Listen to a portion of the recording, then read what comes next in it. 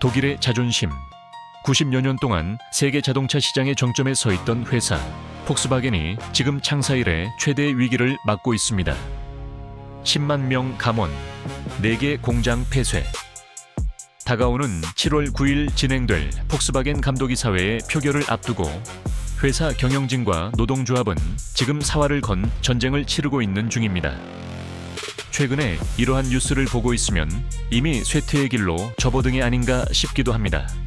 그렇다면 과연 세계 1위 자동차 제국에서 대체 무슨 일이 벌어지고 있는 걸까요? 지금부터 그 붕괴의 전말을 처음부터 끝까지 따라가 보겠습니다. 먼저 지금 벌어지고 있는 일의 실체입니다.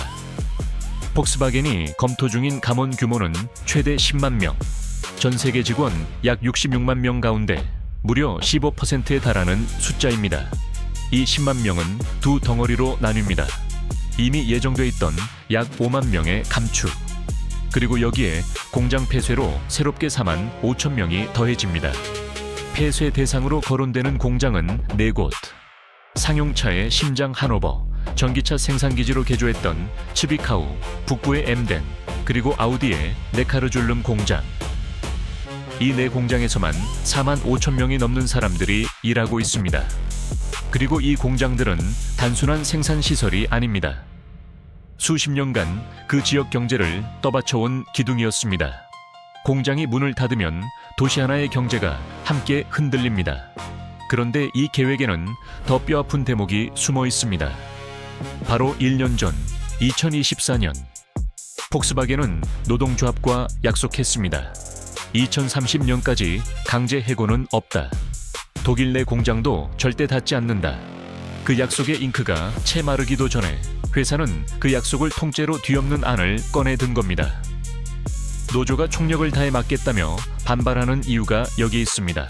이게 어느 정도 규모의 감축인지 비교해보면 지난 2009년 파산했던 미국 제너럴 모터스의 구조조정이 약 7만 4천 명이었으니 지금 폭스바겐의 계획은 제너럴 모터스보다 더 큰 규모의 감축입니다.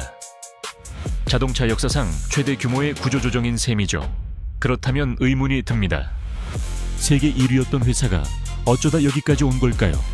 시간을 조금 되감아 보겠습니다. 첫 번째 균열은 2015년이었습니다. 전 세계를 뒤흔든 디젤 게이트. 배기가스 수치를 조작한 사실이 드러나면서 믿을 수 있는 독일차라는 신뢰에 깊은 상처가 났습니다. 수십조 원의 벌금과 배상이 뒤따랐고 브랜드의 자존심은 회복하기 어려운 타격을 입었습니다. 두 번째는 놓쳐버린 골든타임입니다. 세상은 이미 전기차로 방향을 틀고 있었습니다. 그런데 내연기관에서 세계 최강이었던 폭스바겐은 바로 그 성공의 발이 묶였습니다. 거대한 조직, 방대한 생산 라인, 수십 년간 쌓아온 관성. 그 무게 때문에 전환의 결정적 시기를 놓쳐버린 겁니다. 세 번째는 밖에서 날아든 충격이었습니다. 우크라이나 전쟁으로 유럽의 에너지 비용이 폭등했습니다. 독일은 원래도 세계에서 인건비와 전기료가 가장 비싼 나라 중 하나입니다. 거기에 에너지 위기까지 겹치자 자동차 한 대를 만드는 데 드는 비용 자체가 통제 불능으로 치솟았습니다. 그리고 심각한 결정타는 그룹의 자존심이었던 포르쉐입니다. 나름대로 전력을 다했던 전기차 전략이 성과 없이 실패하게 되자 3조 원이 넘는 손실을 봤습니다. 안에서는 관성, 밖에서는 비용. 제국의 균열은 이렇게 안팎에서 동시에 벌어지고 있었습니다. 그런데 사실 가장 심각한 원인은 지금까지 이야기한 안팎에서 흔들어대는 문제들이 아니었습니다. 원인을 분석해서 비용을 줄이거나 전략을 수정하는 그런 수준의 문제가 아니란 뜻이죠. 자동차 산업에서 게임의 규칙 자체가 바뀌어 버린 겁니다. 바로 중국입니다. 폭스바겐에게 중국은 그냥 시장이 아니었습니다. 수십 년간 가장 많은 차를 팔아온 그룹의 최대 텃밭이었습니다. 그런데 2024년 그 왕좌를 빼앗겼습니다. 중국 토종 기업 BYD에게 1위 자리를 내준 겁니다. 그리고 2025년 폭스바겐은 다시 3위로 밀려났습니다. 숫자로 보면 더 충격적입니다. 2020년 중국 내수 시장에서 중국의 해외 브랜드가 차지하던 점유율은 57%였습니다. 그런데 2025년 이 숫자가 32%로 주저앉았습니다. 불과 5년 만에 외국 브랜드의 절반 가까이가 사라진 셈입니다. 중국 기업들은 어떻게 이렇게 빨리 치고 올라왔을까요? 핵심은 수직 계열화입니다.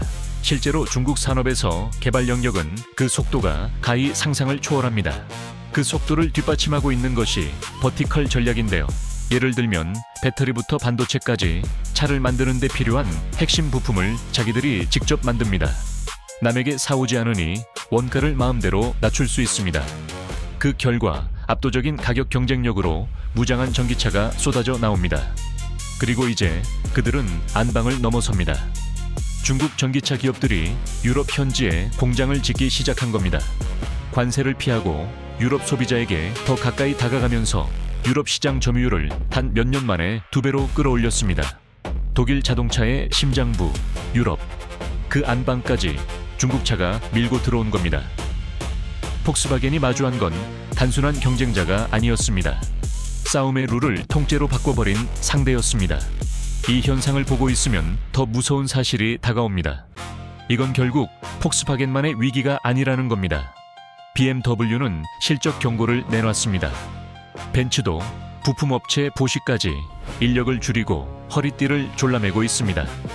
전 세계를 호령하던 독일 자동차 산업 전체가 동시에 흔들리고 있는 겁니다.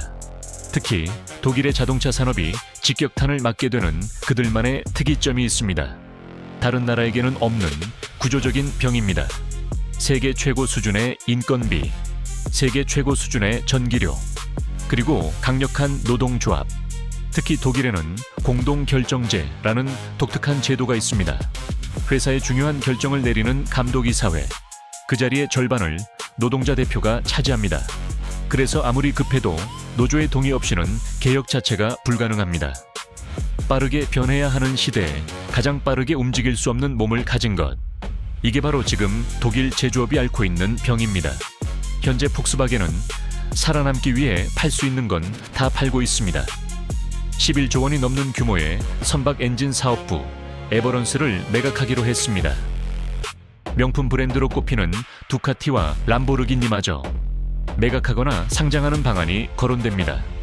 앞으로 5년간의 투자 계획도 15%나 줄입니다. 이렇게 마련한 돈을 전기차와 자율주행이라는 미래에 쏟아붓겠다는 겁니다. 지금 당장의 살을 깎아 내일의 실탄을 만드는 셈입니다. 유럽연합도 손을 놓고 있진 않습니다.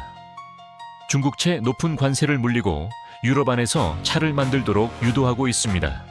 그런데 여기서 씁쓸한 역설이 벌어집니다.